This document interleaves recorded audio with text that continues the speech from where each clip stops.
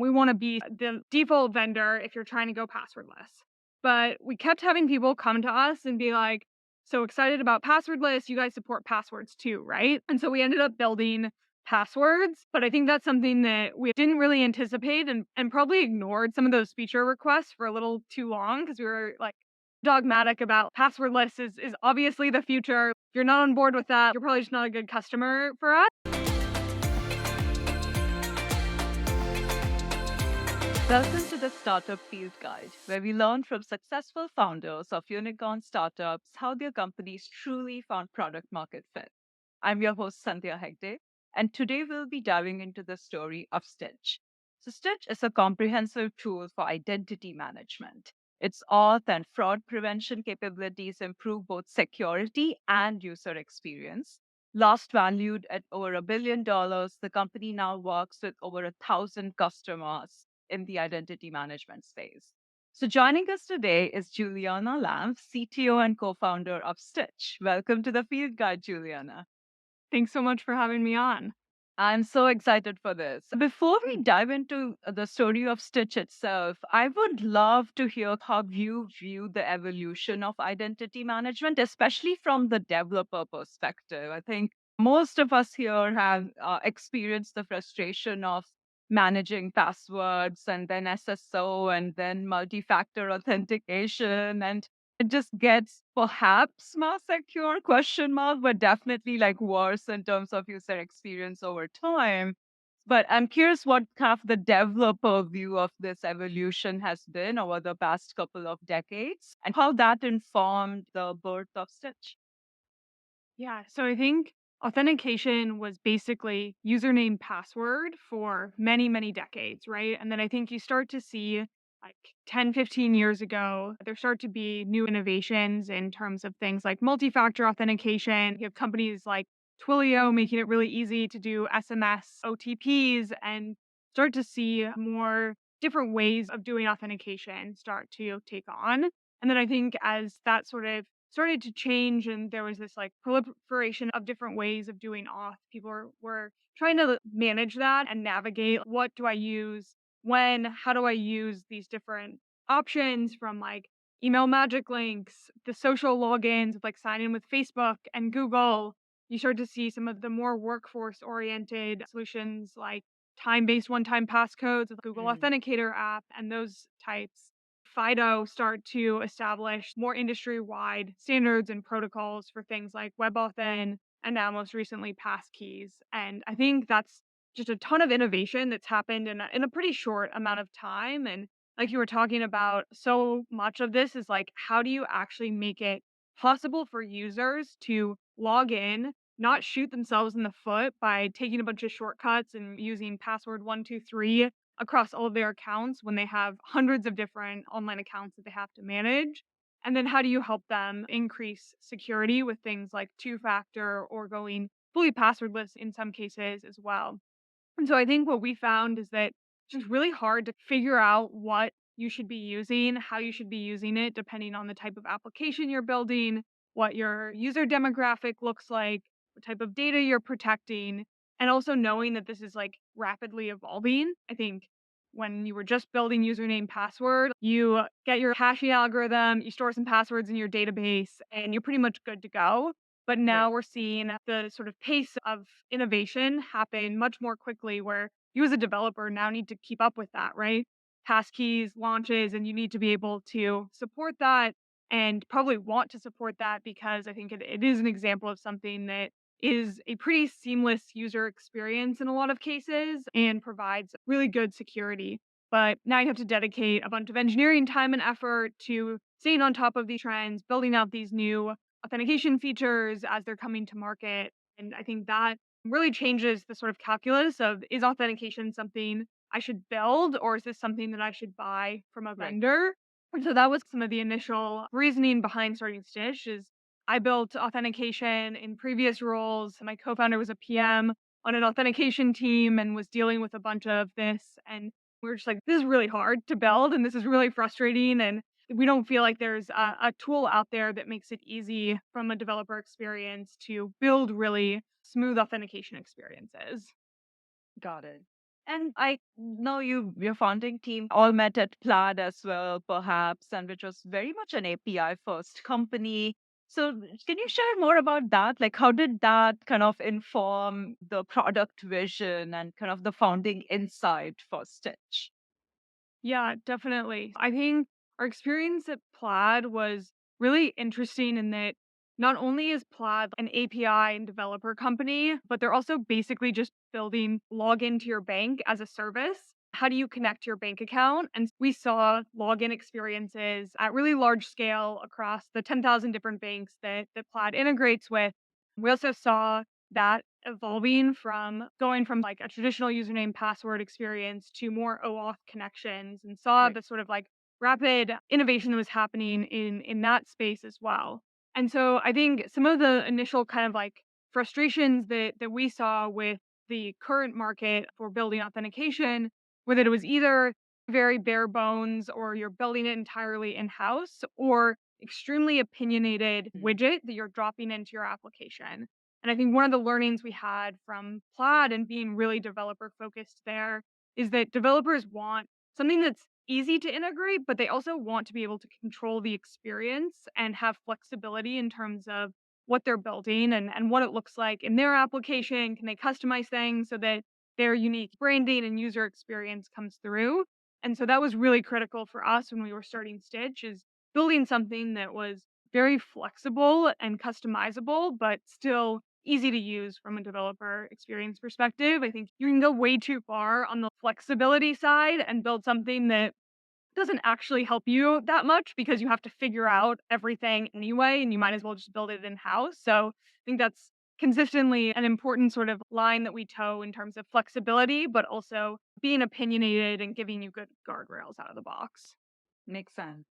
Moving to the first few months of the company, now you were your own customer, so you had a lot of authenticity around the problem. How did you approach of validating that the idea you had around how this should work, what the developer experience should be, not just what you wanted, but what a broader market wants it? What was your process of picking like a customer segment, figuring out what is like the minimum viable product that actually gets them excited enough to choose a vendor as opposed to continue with whoever they have or continue building in-house perhaps? Yeah. So my co founder and I first had this conversation, and we were like, this is wild. Like, we're both building authentication in house. I had worked on some fraud detection and prevention at Plaid, and then I'd gone to another company called Very Good Security, and I was working on basically ripping out Auth0 and replacing it with an in house solution built on top Mm, of some open source technology. Reed mm, was still at Plaid working on the authentication experiences team. And so we're like, okay, we've seen this from a bunch of different angles. We feel like this is a really big problem. What are we right. missing? How is there not a more sort of like modern, really developer friendly authentication vendor out there? Surely we're just missing something. We can't have that unique of an insight. And so it took a lot of convincing of ourselves to basically be Mm, like, is this something that broadly resonates in the market?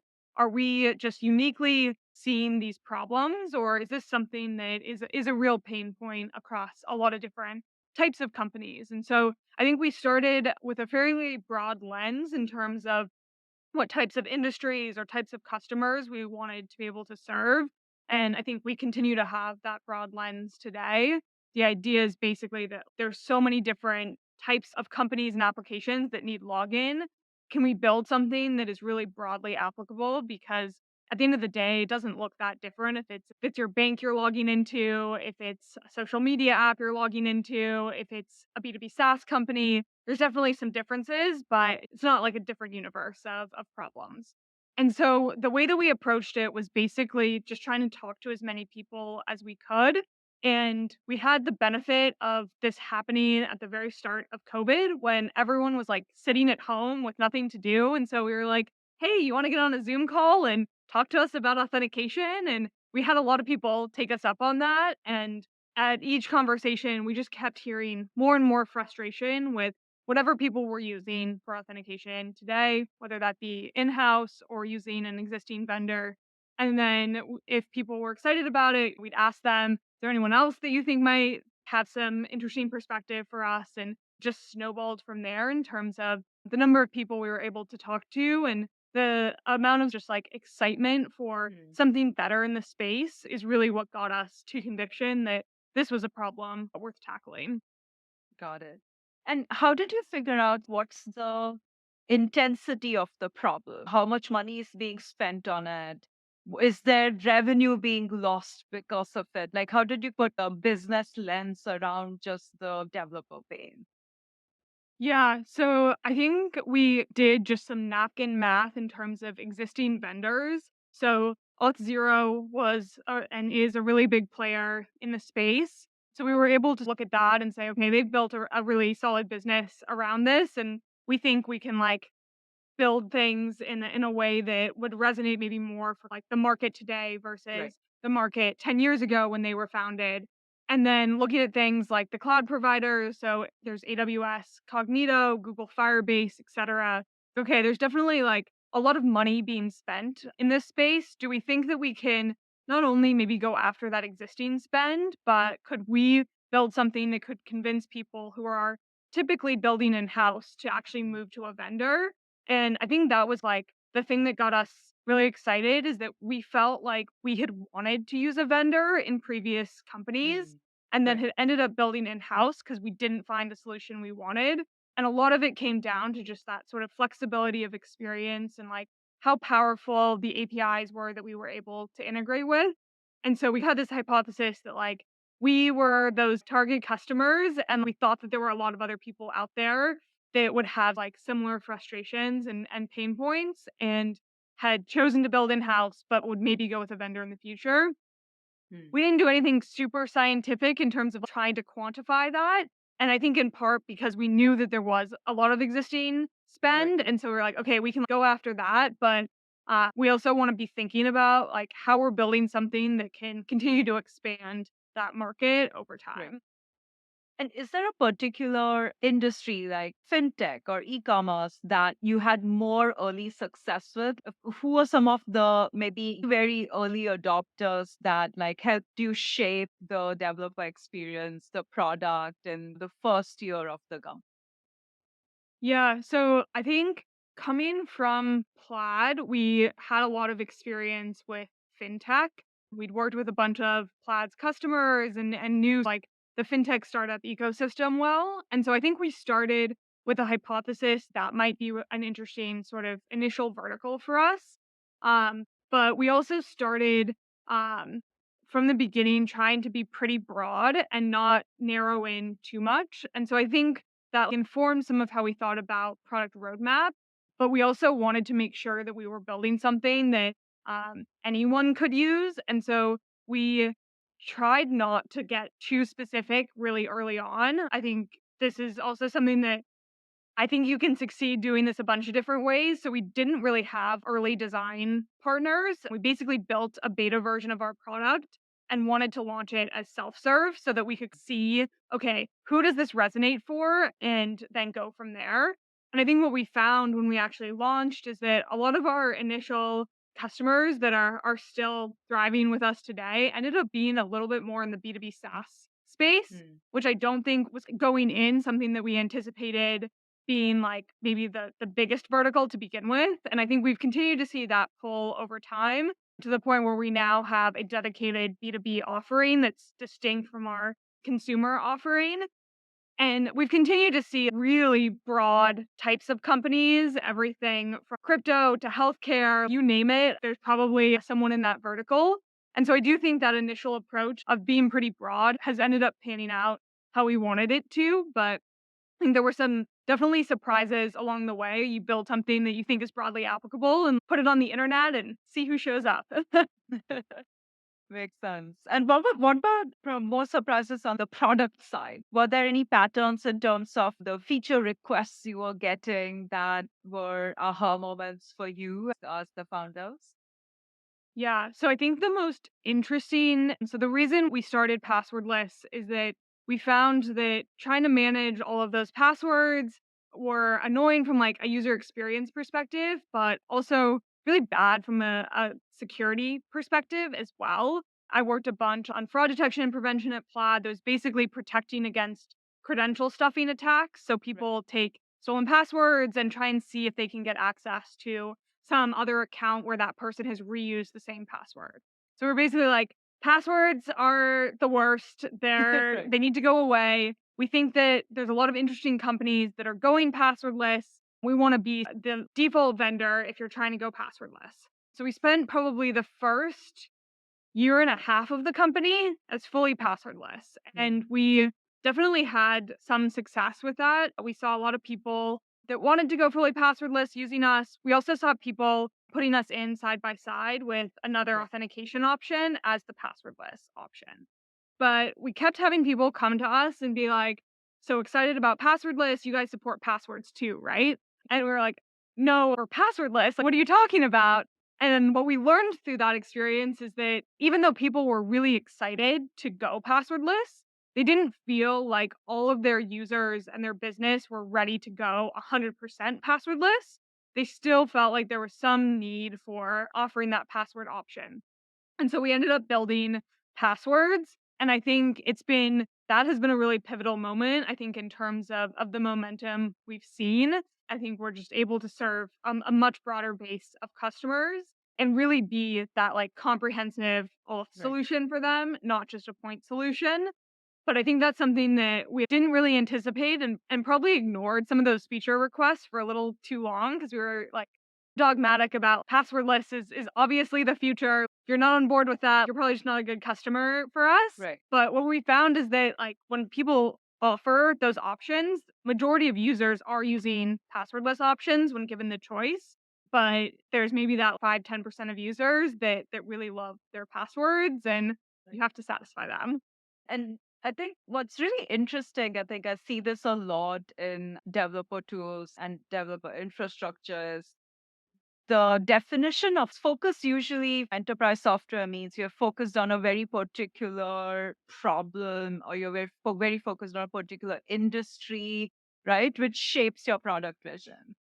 But when you're working, when the definition of your problem is something like identity, which is so broad, and your customers cannot afford to say no to their end users, right? The right strategy feels like your focus cannot be around particular industry or a particular piece of the product. Your focus is on a particular set of developers, right? Which is you have to build everything this particular set of developers want. And they're the developers who are saying, I want like something modern, which gives my end users all these different options. As opposed to I, as a developer, I'm going to be dogmatic about how you log into my applications. It's almost like your focus is a particular developer persona, but then you have to build everything that they need as fast as you can. Yeah, definitely. I think that's been a really interesting learning is just how many features we've had to build to be able to really compete in all of the deals that we want to be competitive in. And I think it's because auth it's a very broad space and if you need a specific thing, in most cases you need that specific thing. There's not too many workarounds. And so I think having that broad base is really important. And then it's like how do you go and really differentiate and resonate with that target developer, like you're saying, and not just like, check the boxes for them, but how do you build a solution that they get excited about so that they're willing to maybe migrate from whatever they're using today? That can be a big upfront cost, right? And it's not just checking the boxes, it's also like really building something that people are excited about. And I think that kind of like powerful modern tool tends to be the thing that gets people excited. It's a good segue to maybe a developer marketing, which is one of my favorite go-to-market topics. I feel like if I try and recall the early days of Stitch, it was definitely the fact that you were talking about going passwordless that made you stand out. And perhaps that is also what drove a lot of like developer awareness in the early days. But of course, like that's not necessarily the product a couple years later, but probably helped you stand out in the beginning. I'm curious, like, what have you built and learned about developer marketing over the past few years? What has worked and what has not worked at Stitch? Yeah, definitely. I think you're right that having that really strong kind of brand voice around passwordless early on I think helped us stand out, resonate. Also, I think just like show people that we were being really like intentional about what we were Right. building, had an opinion about what the authentication market looked like. And I think that has enabled us to continue to like, grow and expand what our product offering looks like while still, I think, trying to stay pretty true to that authenticity, but also like sophistication and kind of opinionation around what is auth, what should Right. you be building, how should you build it. And so I think some of the things that have worked the best for us are I think just being very like authentic and talking about what we're doing, not just talking about like the products that we're building, but how we're building them, doing things like giving you a look behind the scenes in terms of how we Mm. build the company or how our engineering team works. Some of our best blog content has been just like behind the scenes engineering content. And I think that it can be really powerful for an infrastructure company because really what you're selling is trust in us to be able Mm. to provide reliable authentication. And I think the way you build trust with engineers is just like showing them how it works and Right. giving them that information so that they can make that judgment themselves.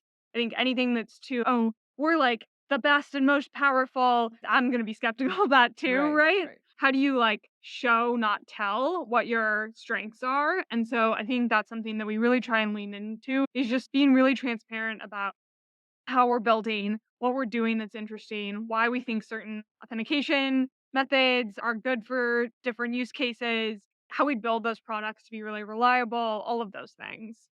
Got it. And especially for the first year when you were still a really small team, how did you approach developer awareness as founders? Like, how much of your time was figuring out how to keep growing your awareness, your developer community? And what do you do as founders versus how do you figure out, okay, now I'm going to hire someone to scale this? Especially, I think, with developer marketing, it's really hard to hire non technical people to scale that function. So I'm curious, go back to, I don't know, early 2021. How were you approaching that? Yeah, I think we focused a lot on just organic word of mouth and Mm. some social content, primarily on Twitter. I don't think like what we were doing on Twitter was intentionally marketing either. I think Right. Reed and I both just enjoy being on Twitter and talking about what we're doing. I would tweet a lot about just founder things. And so I Mm. feel like that was really valuable in terms of helping to scale that word of mouth. It was just like off the cuff tweets. There was no strategy. And I think that worked pretty well. I think even today, a lot of how we think about marketing is like scaling word of mouth because I Right. do think that engineers in a lot of cases want to make sure that what they're using for critical infrastructure is going to be solid and reliable and they trust people they know or people that they respect, even if they aren't friends with them directly about Right. which tools to use. And I think that's something that we try and lean into. We obviously do a lot of SEO and Google paid ads and all of that because there's going to be people that have a really acute problem and they're searching for a solution for it. And you Right. have to make sure that you're showing up there. So I think by the time we had a self serve product that we had some solid traction on. We had launched customers. We were like, okay, this works. We're able to serve people. We think that the self serve experience of getting started is good enough that if somebody just finds us on the internet, that they can integrate and go live and it's a high quality experience. Now it's probably time to start thinking about marketing. And so the first marketing hire that we had was focused more on kind of growth marketing because I think that is something that in a lot of ways is like a science and you know how to do it, you know how to optimize for various things. You have to have some ability for sure to be able to get into the details to understand like where are developers going to be, how do you talk to those developers? And I think my co-founder and I felt like we were good enough at some of the storytelling and what we really needed was like someone who was more an expert in kind of the like Right. the science of marketing.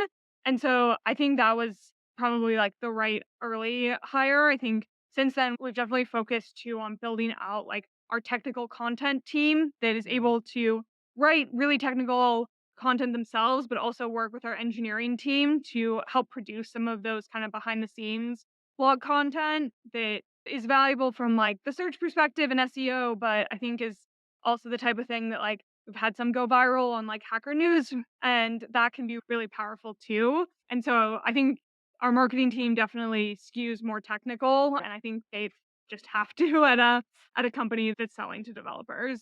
And I think TLDR, I really love the fact that how much you two as founders were involved in making sure you built that word of mouth. I think that's something you just cannot delegate like that. That is the first couple years, that's the heart of the company. And I also love that your early messaging was about how this is different, not better. It was passwordless as opposed to better passwords. I think those are like really crucial decisions that you made so well. Going back to kind of when you started was a really interesting time. I think the first set of lockdowns had already happened before you started the company during a pandemic. There was a big like bull market just starting to take off in terms of capital, especially venture capital, but public markets as well.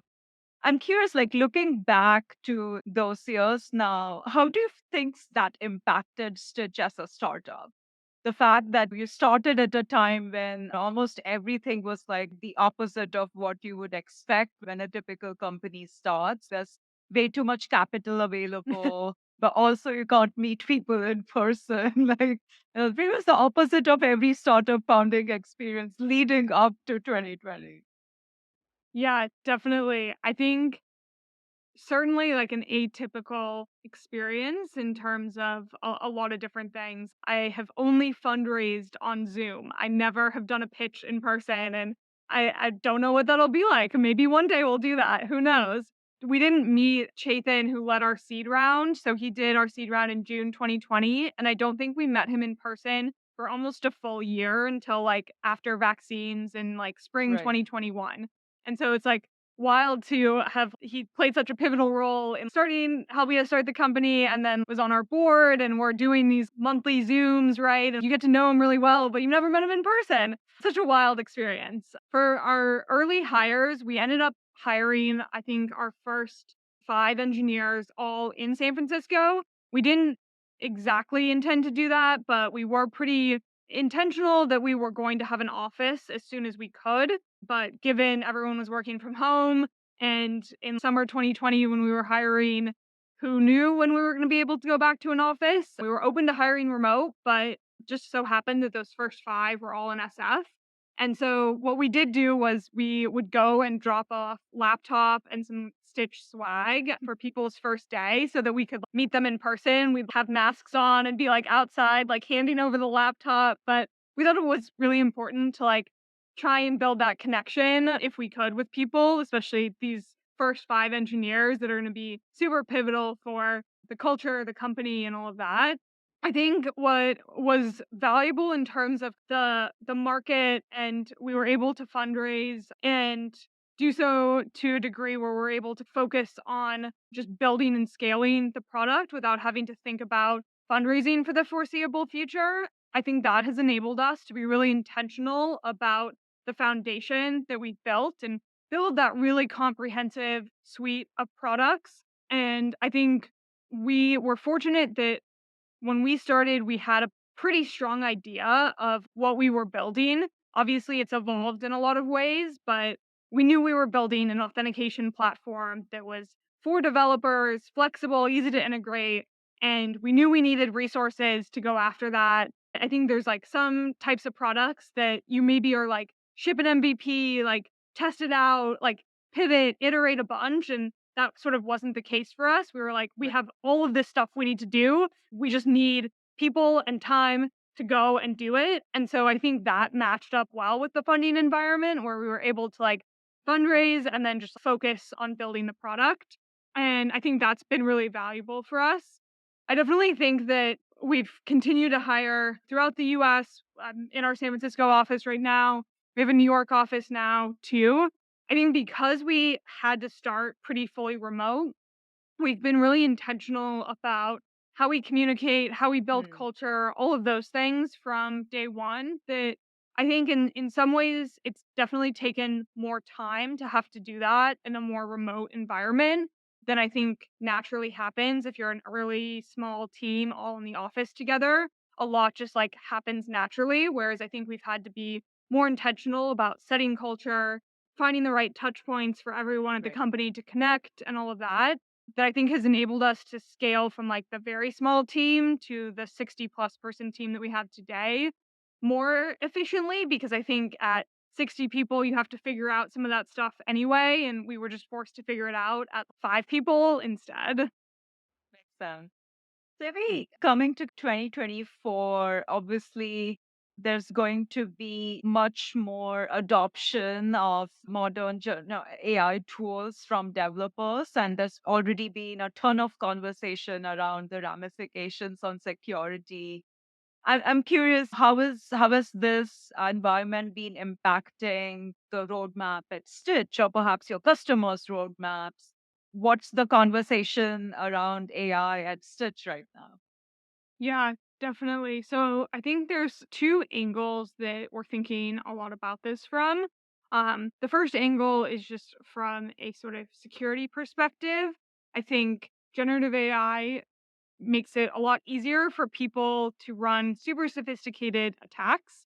I think you see this with spear phishing attacks where people are using voice impersonation to pretend to be an IT help desk or whatever, calling you and asking for your one time passcode, right? And so I think it just gets so much easier to run those really sophisticated attacks that Mm, companies are going to need to start really investing in making sure that their authentication is unphishable. So using things like hardware keys, biometrics, all of those things to help protect people's accounts because I think we're just going to see and already are seeing a big increase in fraud and abuse from making it so much easier with generative AI to run those sophisticated attacks.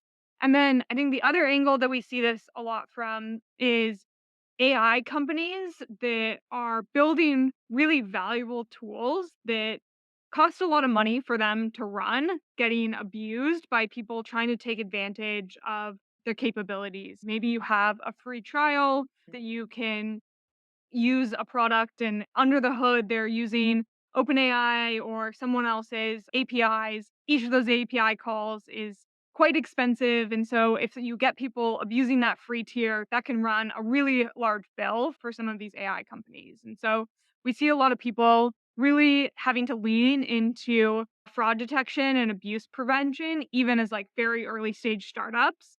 And so I think one of the hypotheses that we have with Stitch is that the future of authentication is going to be fraud detection and prevention coupled with authentication because it's going to be even more important to identify when someone's trying to log into an application. Is this my actual user? Is this someone pretending to be my user? Is this an abusive user who's been taking advantage of the platform with other accounts that they're now spinning up more and more of?